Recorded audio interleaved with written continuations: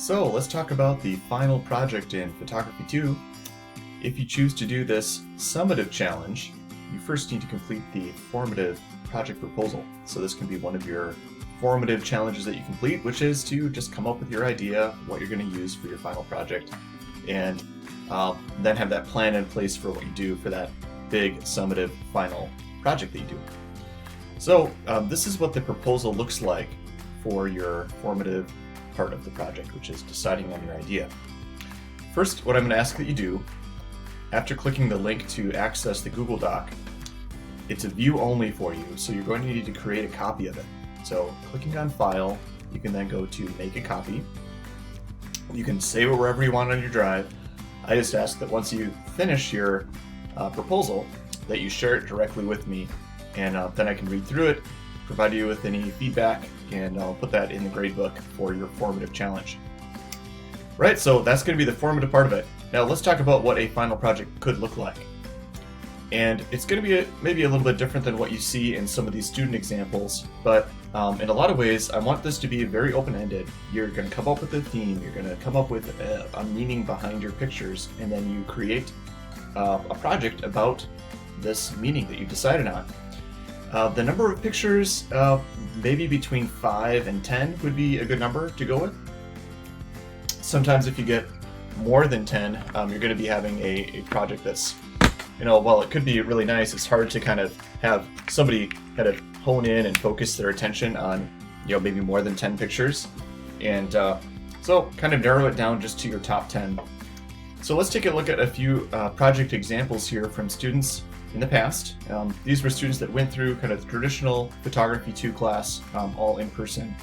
But let's start off with this project here. So project number 10. So this was a project taken by a student who was trying to create, basically pick photos that represent how people relieve themselves from stress.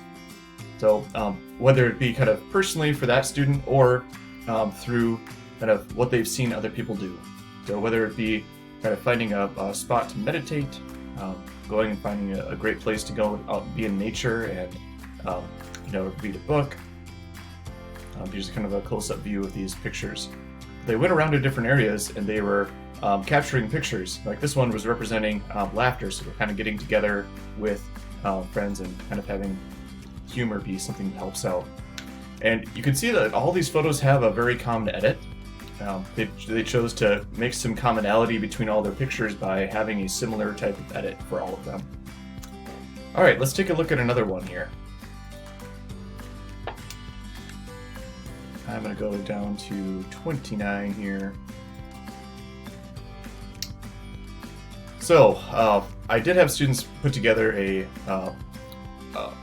description of their project here. So I'm just going to open this one up here quick and we'll take a look at it. So, chaos is everywhere in our daily lives. Over the years, humans have learned how to contain chaos with order. So without order in our world, lives may be extremely chaotic. So let's take a look at these pictures and kind of think about that. So it's kind of like humans' impact on the environment. So it looks like all of these images are showing photos of kind of human-made objects in nature, and kind of in an attempt to kind of contain nature. Even though it's surrounded by nature all around, there's going to be these kind of human elements that are trying to control things. Like this one, keep the animals away from certain plants because we want them to grow and we want them to be there because we as humans want them to be there, right? Rather than letting animals get to them. Here, even this, stairways with railings, directing kids how they should be moving up into a play space and be safe about it. Giving them the enjoyment and the excitement of coming down that fast slide, but saying, no, there's kind of some boundaries to be within that. So just some, that's another project idea. Let's go back here and take a look at another one. We'll do 3. Let's look at 17. All right, so this was a student who had taken the class and really fell in love with film. And so what they wanted to make the connection was kind of how technology has evolved with photography. And so they did a project that was not all film, but some film and some digital. and they did prints.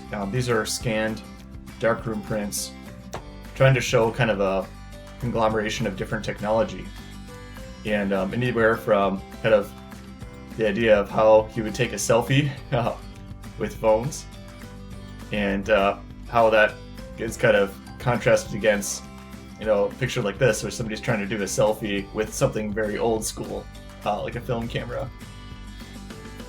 You know, kind of a comparison there between these two images here, how technology has changed with photography. Great. You know what? I'm just going to show you one more project here. So let's take a look at number 5. These generally kind of go back in time. Alright, so this one was photographs of food and where that food came from, and kind of making a comment about how the space of a food eatery, whether it be a coffee shop or something else, kind of impacts kind of our sense of how we kind of are expected to enjoy the food, whether or not we're supposed to stay in this space or we're supposed to kind of get in and just leave right away, you know, with our food items. But how that that space is kind of designed to change our perception of what we should be doing in that space. You know, like Punch Pizza is very much set up to be, you know, you come in, you get your food, but then you're supposed to stay and you're supposed to engage in conversation with somebody and enjoy the food. You know, all the way to like a restaurant like Red Lobster, where it's like, nope, you're going to be staying for a long time. Somebody's going to be bringing you the food, and it may take them a while to make the food even, but it's meant to be more of an experience. All right, so hopefully that gives you some ideas about what you might want to do for your final project. But again, this is an option for you if you decide that you want to do the formative challenge of doing your final project planning. This would then get you set up to be able to do a summative final project as kind of your last experience in Photography 2. Connect with me if you have any questions.